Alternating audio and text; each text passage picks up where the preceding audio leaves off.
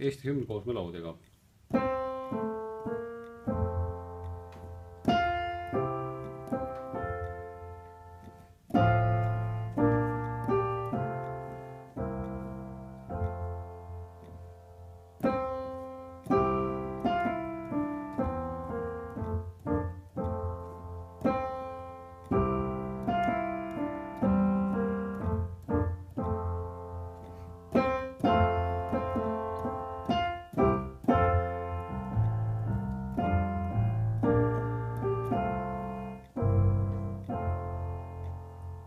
Aitäh selle metronoomi eest, mis sul kella tuli.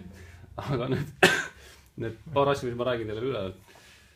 Ehk siis, kui akordid on teada ja meloodia on teada, siis on hümnis vaja lihtsalt võtta iga takti algusesse või seal, kus akord vahetub, on vaja võtta meloodia alla akordinoodid. Piisab mõnikord isegi ühest noodist, mõnikord 2 nooti, rohkem ei ole vaja. Sest et iga 3 kõla saate juba 2 noodiga ära näidata küll, kui bass on ka veel olemas, et näiteks meil on kõik noodid olemas. Toonika, terts, kvint. Nüüd ma võtan see C-tuur.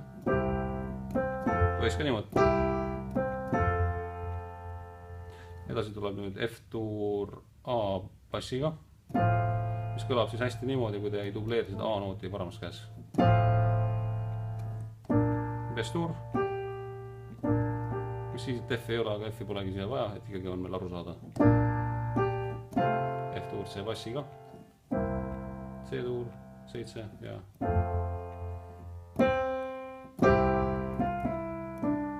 siia võib võtta nagu C-tuur E-bassi ka juurde. F-tuur, S-tuur, F-tuur.